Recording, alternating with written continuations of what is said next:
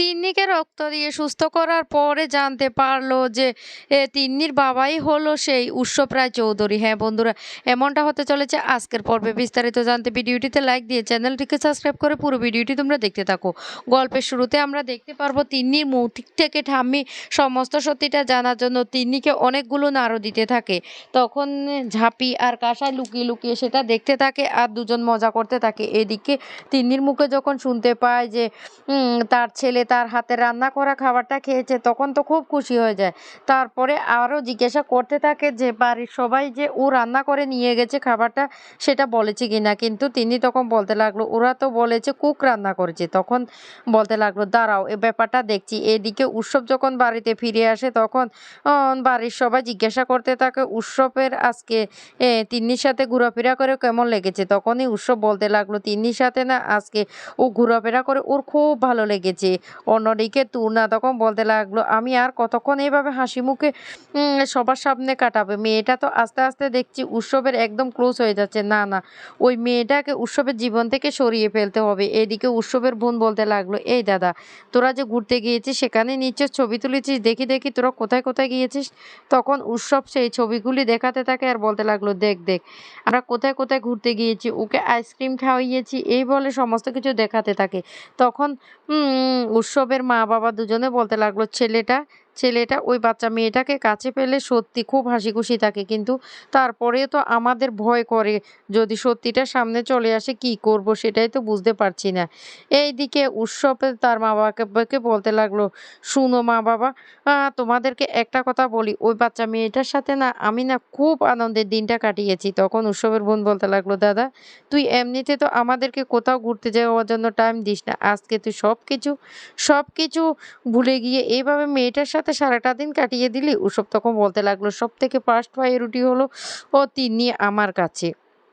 এইদিকে ঝাঁপি বাড়িতে বলতে লাগলো এই তিন্নি তাড়াতাড়ি খাবারটা খেয়ে নাও, স্কুলে যেতে হবে। এদিকে তিন্নি কিছুতেই খেতে চায় না। কাসাই তখন বলতে লাগলো তিন্নি আজকে যদি পুরো খাবারটা শেষ না করো তাহলে কিন্তু আমি কিন্তু অনেক বকা দেব। কিন্তু তিন্নি কিছুতে খেতে চায় না। ঝাঁপি তখন কাছে এসে বলতে লাগলো মামুনি খাবারটা তো পুরোটা খেতে হবে। তিন্নি তখন বলতে লাগলো দূর বাবা, ভালো লাগে না রোজ রোজ এক খাবার খেতে। তখন ঝাঁপি বলতে লাগলো স্কুলে দেরি হয়ে যাচ্ছে, এবার কিন্তু খুব মা রাগ করবে, তাড়াতাড়ি খাবারটা খেয়ে ফেললো। তখন তিন্নি খাবারটা খেতে থাকে। এদিকে ঝাঁপি তখন বলতে লাগলো কাসাই দি এই খাবারটা খাইয়ে দিলে তারপরে তো ওকে স্কুলে দিয়ে আসতে হবে, আমি বরং ওকে স্কুলে দিয়ে আসবো। কাসাই তখন বলতে লাগলো ঠিক আছে।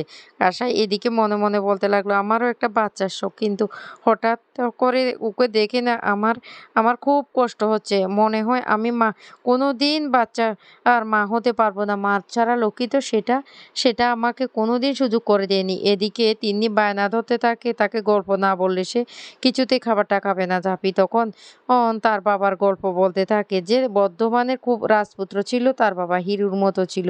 একবার দুর্গাপূজায় তার মা আর বাবা মিলে সেখানে ঘরের জিনিস দিয়ে খুব সুন্দর করে পুজোর ওখানে লাইটিং করেছিল আর প্রথম পুরস্কারটা জিতেছিল। যা শুনে তো খুব খুশি হয়ে যায় সেই তিন্নি তখন বলতে লাগলো আমার বাবা যদি রাজকুমার হয় তাহলে তো আমার মা রাজকুমারী আর আমি রাজকুমারের মেয়ে। এই কথাগুলো বলতে থাকে আর খুব দুষ্টুমি করতে থাকে। আর তখনই বিতি সেখানে চলে আসলে কাসাই তখন বলতে লাগলো হ্যাঁ রে বিতি, আমাকে একটু জলখাবার বানিয়ে দিবি, তোর দাদা তো এক্ষুনি বেরোবে। বিতি তখন বলতে লাগলো ও খুব অনেক আগে তো দাদাভাই বেরিয়ে গেছে বৌদি। তখনই কাসাই মনে খুব কষ্ট পেতে থাকে আর বলতে লাগলো ও এভাবে বেরিয়ে যেতে পারলো আমাকে কিছু না বলে। এদিকে ঝাঁপিকা ব্যাপারটা বুঝতে পেরে কাসাইয়ের কাছে এসে বলতে লাগলো কাসাই দি কি হয়েছে তোমার, তোমার মনটা এভাবে খারাপ হয়ে গেল কেন? কাসাই তখন বলতে লাগলো জানিস জাপি, আমার মনে হয় নীলু কারোর সাথে কথা বলছে, প্রেম করছে। জাপি তখন বলতে লাগলো এসব এসব মাথায় আনবে না, এটা তোমার ভুল ধারণা। নীলুদা কিছুতে এই কাজটা করতে পারে না। জাপি তখন কথা শুনে তখন কাসাই রেগে বলতে লাগলো শুন জাপি, আমার মন বলছে তুই আর যাই কিছু বলিস না কেন। এই বলে সেখান থেকে রেগে চলে যায়। তখনই জাপি বলতে লাগলো মা ছাড়া লোকের সমস্ত ভালোবাসার সম্পর্কগুলি কেন এইভাবে এলোমেলো হয়ে যাচ্ছে। এদিকে তো দেখা যায় বিতান তার গার্লফ্রেন্ডের সাথে কথা বলতে থাকে আর সে হলো উৎসবের বোন। আর বলতে লাগলো, তোমাকে আমি যে ড্রেসটা কিনে এনে দিয়েছি সেই ড্রেসটা তুমি আজকে পরবে। আমি তোমাকে ওই ড্রেসটা পরে কেমন লাগে সেটা দেখতে চাই।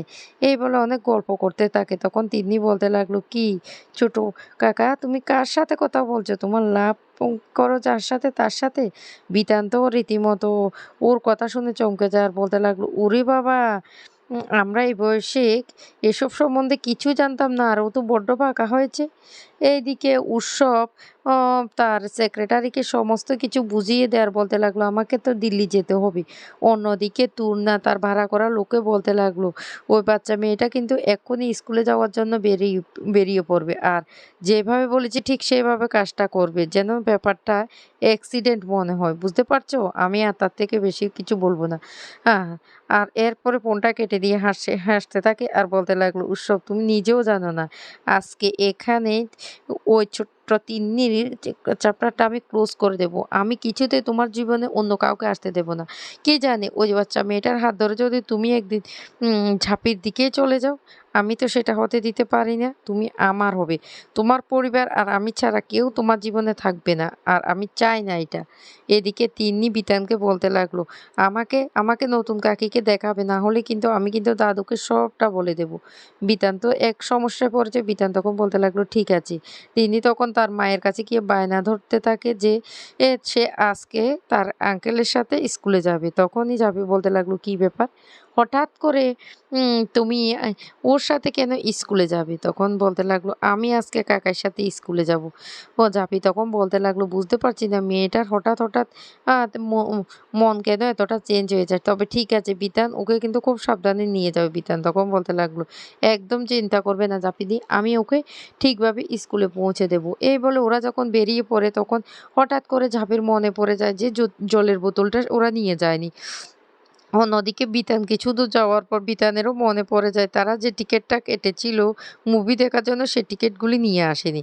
তখন বিতান বলতে লাগলো, ওমা, আমি তো ভুলে গিয়েছি, আমি গিয়ে টিকিটটা নিয়ে আসি। আচ্ছা তিন্নি, তুমি এক কাজ করো, আমার সাথে আবার বাড়ি চলো। তিনি তখন বলতে লাগলো, আরে বাবা, আমার বাড়ি যেতে হবে না তো, আমি এখানেই আছি। আমি এখানে দাঁড়িয়ে থাকবো, কোথাও যাব না, তুমি গিয়ে নিয়ে আসো। এই বলে তিন্নিকে এক জায়গায় দাঁড় করে দিয়ে বিতান যখন সে টিকিটগুলি বাড়ির দিকে আনতে যেতে লাগে তখন জাপিকে দেখে যায় আর বলতে লাগলো, কি ব্যাপার, হঠাৎ করে জাপি দি তুমি আবার বেরিয়ে পড়েছো? জাপি তখন বলতে লাগলো, দেখো না, আমার মেয়েটা জলের বোতলটাই ফেলে গেছে, সেটা দেওয়ার জন্য এসেছি। তুমি কোথায় যাচ্ছ? বিতান তখন বলতে লাগলো, আমি না একটা দরকারি জিনিস ফেলে এসেছি, সেটা আনতে যাচ্ছি। ভালোই হয়েছে, তুমি একটু তিন্নির পাশে গিয়ে দাঁড়াও, আমি এক্ষুনি যাবো আর নিয়ে আসবো। আর তখনই সেই মুহূর্তে তিন্নি রাস্তায় দাঁড়িয়ে থাকে আর একটা গাড়ি দূর থেকে ছুটে এসে তিন্নিকে গাড়ি চাপা দিয়ে দেয়। আর সাথে সাথে চিৎকার করে তিন্নি মাটিতে লুটিয়ে পড়ে। এদিকে ঝাঁপিয়ে দূর থেকে দেখে চিৎকার করে উঠে। আর তখন তিন্নিকে তড়িঘড়ি হাসপাতালে নিয়ে যাওয়া হয়, কিন্তু তিন্নির এতটাই ব্লাড লস হয়ে যায় যে তিন্নির ব্লাড লাগবে, আর তার গ্রুপের ব্লাড কোথাও মিলছে না। তখন জাপি কি করবে কিছু বুঝতে পারে না। জাপি তখন কান্নাকাটি শুরু করে। এদিকে কাসাই তখন বলতে লাগলো, দাদার ব্লাড গ্রুপ তো একই গ্রুপ। জাপি তখন বলতে লাগলো, তোমার দাদাকে আমরা কোথায় খুঁজে পাবো? আর উৎসব তখন সে খবরটা পেয়ে যায়। উৎসব হাসপাতালে ছুটে এসে ব্লাড দিয়ে তার মেয়েকে সুস্থ করে, আর তারপরে জানতে পারে যে তিন্নি হলো উৎসবের মেয়ে। তো বন্ধুরা, কেমন লাগলো আজকের পর্বটি?